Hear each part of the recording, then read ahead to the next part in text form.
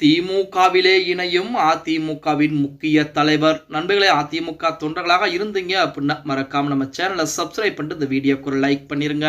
இந்திய அண்ணா திராவிட முன்னேற்ற கழகத்திலிருந்து சமீபத்திலே இரண்டு முக்கியமானவர்கள் திமுகவில் இணைஞ்சிருந்தாங்க. அதில் முதல் ஆளாவதாக நமது அன்வர் ராஜா இருக்கிறார். அன்வர் ராஜா போனது கூட அதிமுகவிற்கு சற்று பாதிப்பை ஏற்படுத்தும் அப்படின்னே கூட சொல்லலாம். ஆனால் அதற்கு அடுத்தபடியாக மைத்ரேயன் அவர்கள் அதிமுகவில் இணைந்திருந்தார். மைத்ரேயன் அதிமுக இருந்தாலும் ஒன்றுதான், இல்லாததும் ஒன்றுதான் அப்படின்னு நம்ம அனைவருக்கும் தெரிந்த ஒரு தகவல் தான். ஏன்னா அவர் போகாத கட்சிகளே கிடையாது.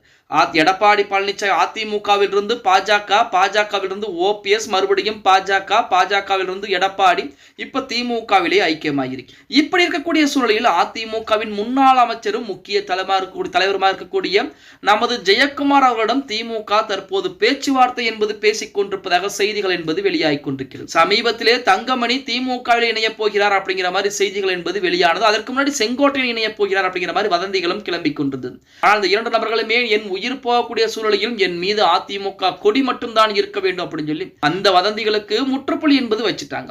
இப்படிப்பட்ட ஒரு சூழலில் அதிமுகவுடைய முன்னாள் அமைச்சர் ஜெயக்குமாரை எடப்பாடி பழனிசாமி கொஞ்சம் கொஞ்சமாக ஓரம் கட்டி கொண்டிருக்கிறார் அப்படிங்கிற செய்திகள் வெளியாகி கொண்டிருக்கிறது. என்ன காரணம் அப்படின்னு பார்த்தோம்னா, ஜெயக்குமார் அவர்களுக்கு அதிமுக பாஜக கூட்டணி ஒன்றிணைந்தது பிடிக்கல. அதன் காரணமாக அவர் தன்னுடைய எதிர்ப்புகளை தெரிவித்திருக்கிறார். அவரை ஆஃப் செய்வதற்கு எடப்பாடி பழனிசாமி மாநிலங்களவை எம்பி சீட் தருகிறேன் அப்படிங்கிற மாதிரி சொல்லி இருக்கிறார். ஆனால் இறுதியாக அந்த சீட்டையும் நமது ஜெயக்குமார் அவர்களுக்கு எடப்பாடி பழனிசாமி கொடுக்கலையாம். அதே போல நமது ஜெயக்குமார் அவர்கள் அதையும் கண்டுக்காம விட்டுட்டு அதுக்கு அடுத்தபடியாக நான் இப்ப இருக்கக்கூடிய ராயபுரம் தொகுதியிலிருந்து மயிலாப்பூர் தொகுதியிலே போட்டி போடுகிறேன் அப்படிங்கிற மாதிரி ஒரு கேள்வியை எடப்பாடி பழனிசாமியிடம் ஆலோசனை வைத்திருக்கிறார். அதற்கும் எடப்பாடி பழனிசாமி நிராகரித்து விட்டதாகவும் அதன் காரணமாக கட்சி தலைமையின் மீது ஜெயக்குமார் அவர்கள் கடும் கோபத்திலே இருப்பதாகவும் தற்போது வரைக்கும் செய்திகள் என்பது வெளியாகிக் கொண்டது. அதை பயன்படுத்த நினைத்த திமுக தற்போது பார்த்தீங்கன்னா திமுகவின் பக்கம் வந்துவிட்டால் உங்களுக்கு அமைச்சர் பொறுப்பையும் கொடுக்க தயாராக இருக்கு. நீங்கள் எந்த தொகுதியில் போட்டியிட விரும்புகிறீர்களோ அந்த தொகுதியில் போட்டியிடுவதற்கு நாங்கள் உறுதுணையாக இருப்போம், வெற்றி வாய்ப்பையும் பெற்றுக் கொடுப்போம் அப்படிங்கிற மாதிரிலாம் ஜெயக்குமாரிடம் பேச்சுவார்த்தை என்பது நடந்தது.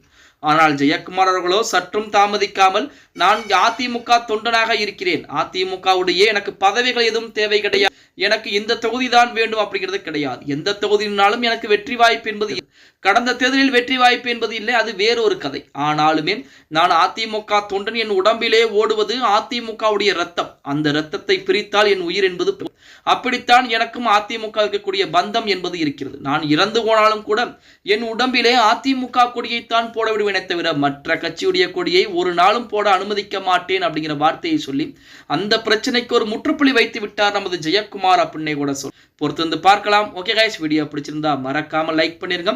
அப்படியே எடப்பாடி பழனிசாமியை பற்றி உங்களுக்கு பிடிக்கும் அப்படின்னா மறக்காம நம்ம சேனலுக்கு உங்களுடைய கருத்துக்களை பதிவு பண்ணுங்க நண்பா.